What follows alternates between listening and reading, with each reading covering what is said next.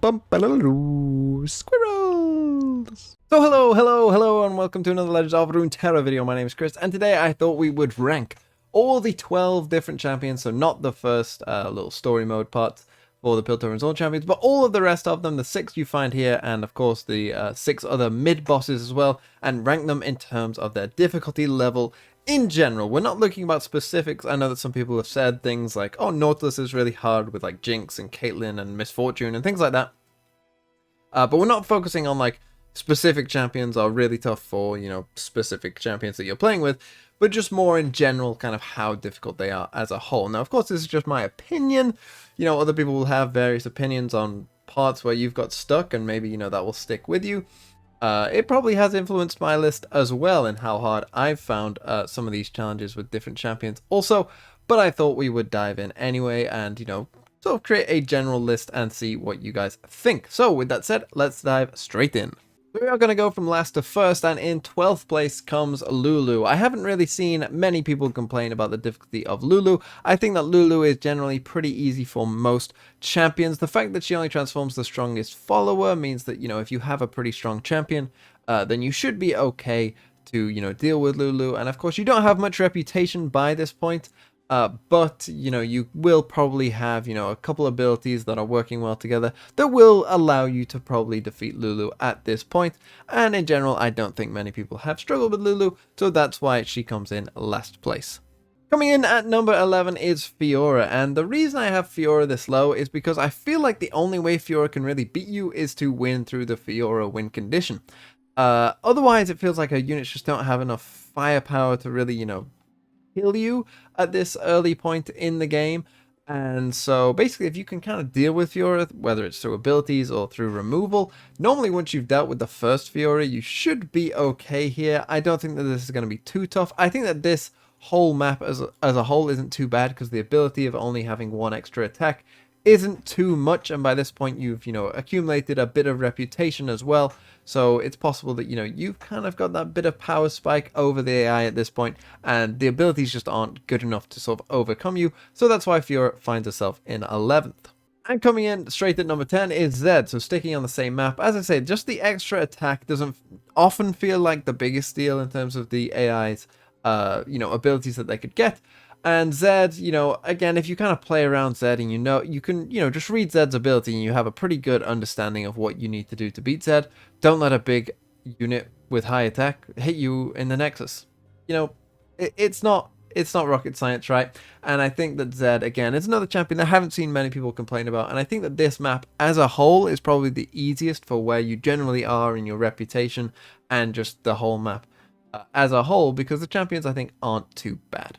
Moving on to number 9, we find Ezreal, and this is basically, I would consider this a jump in tier, to where the bottom tier you're probably never losing unless you get extremely unlucky, whereas this tier I think you can lose if you know, don't play it right or things go a bit against you, and Ezreal is the first one we find in this tier at number 9, where Ezreal can be a bit of a challenge, but again, I think Ezreal is a bit simplistic in that he really only has one way of beating you, I think. His deck doesn't seem that good. His ability is strong, and Ezreal can be strong, but that's it, and that's pretty much the only way Ezreal can beat you. If you can't remove the Ezreal, and you know, keep let them targeting your units, then I think you can lose, but otherwise, if you can remove, you know, Ezreal or the multiple Ezreals, you should be okay for the most part, I think.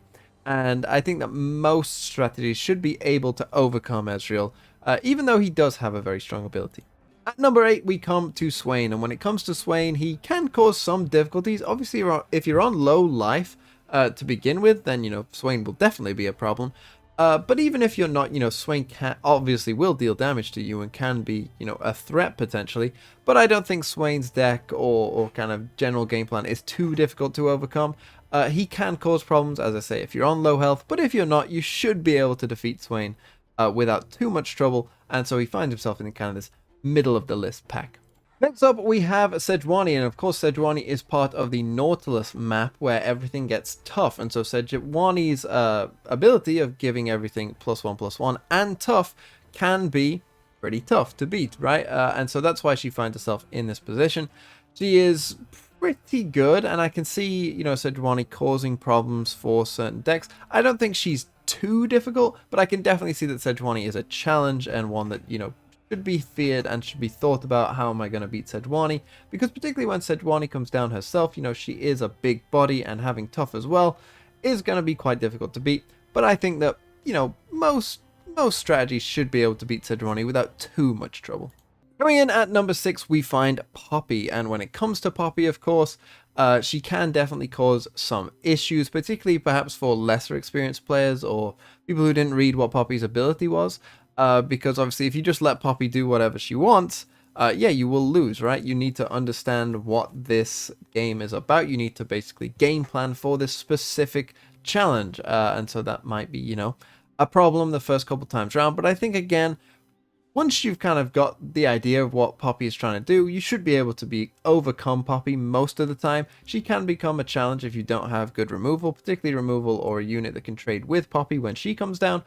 But as long as you can do that, you know, and you aren't letting those units grow too big, you should be okay in beating Poppy as well, but definitely can cause a couple issues, especially this early on if you have no reputation. Coming in at number 5 is Victor, and Victor is this high up on the list basically because Victor can be pretty easy, but he also can be incredibly difficult, basically depending on what random keywords the enemy units get. Because of course, in the Victor map, each unit that the enemy summons will get a random keyword, and obviously they will get +1/+1 for each keyword they have, and obviously a lot of Victor's units will have 2 keywords to start with and then a random one, so they'll get +3/+3 as well. So it definitely can be a challenge, don't get me wrong.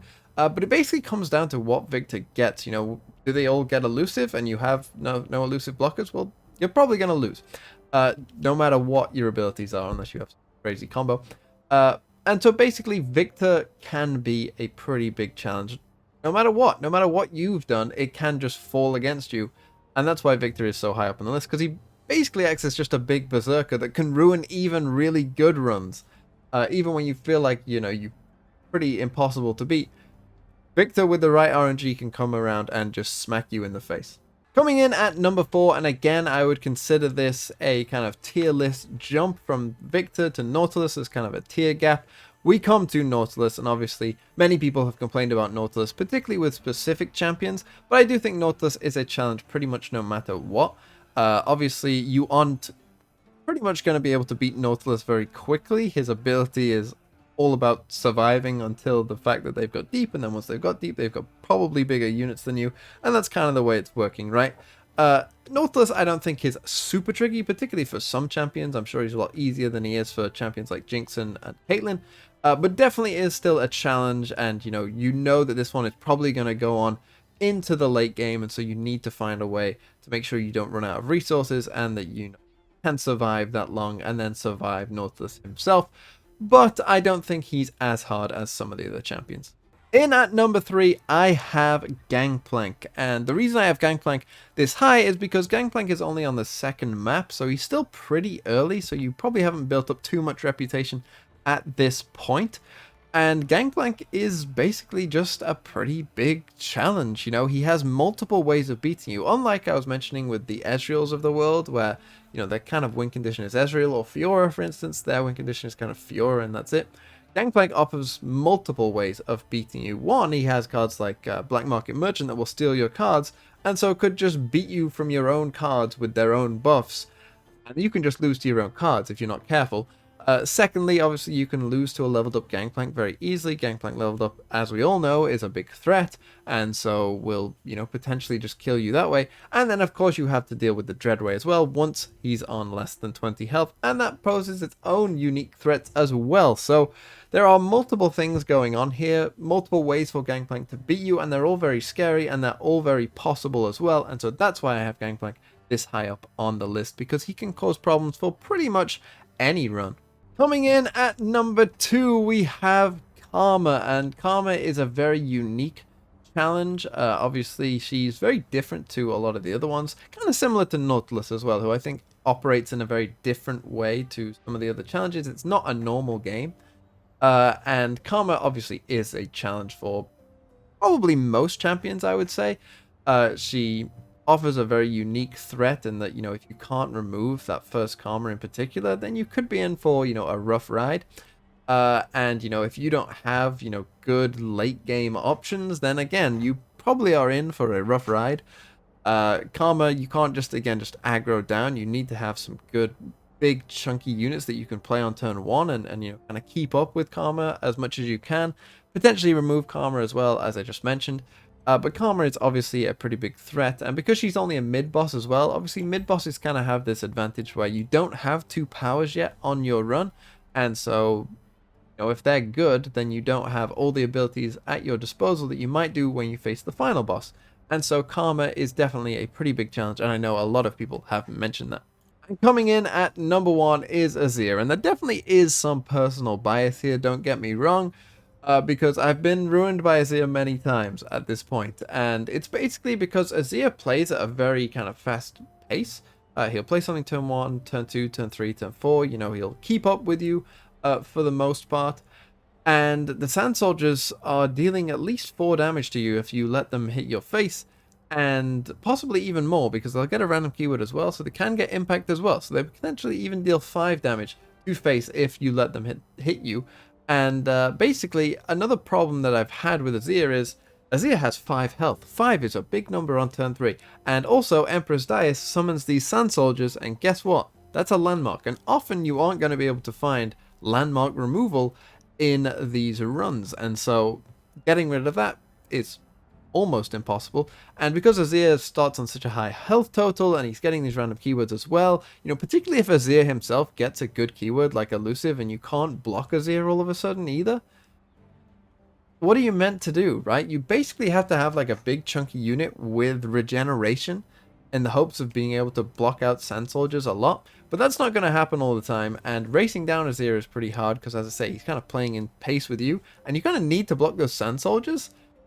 And so he kind of becomes a really big threat, and you definitely will lose life to Azir pretty much no matter what. You'd need to have a very, very strong, you know, game plan going on to not lose any health to Azir. And so if you come to Azir with, like, you know, around like 2/3 health, you're probably in a lot of trouble, because Azir will mess you up pretty quickly, and you'll find yourself like not being able to block everything and not knowing what to sacrifice and what to chump block with and what to, you know, it just becomes a big challenge of figuring out how you're going to manage all of these threats that come from Azir, because these Sand Soldiers are a big pain, and then also they will often play things like Desert's Wrath on the defensive turns, which means that you don't want to just attack into a Sand Soldier either, so racing him down doesn't really seem like a great option, and also surviving Azir can be very tricky as well, and so you're kind of stuck in a catch-22, and that is why I have Azir as my number 1 hardest champion in Path of Champions.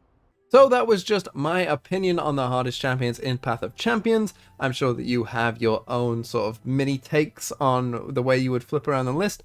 Please let me know, you know, have you struggled with a certain champion that I thought, you know, no one has struggled with? Maybe, you know, people are struggling with Fiora and I just haven't heard about it, or maybe a particular champion is really difficult against another challenge that I haven't heard about. I'd really like to know, and so please leave a comment down below letting me know of your thoughts. And with that said, thank you so much for watching and have a really nice day.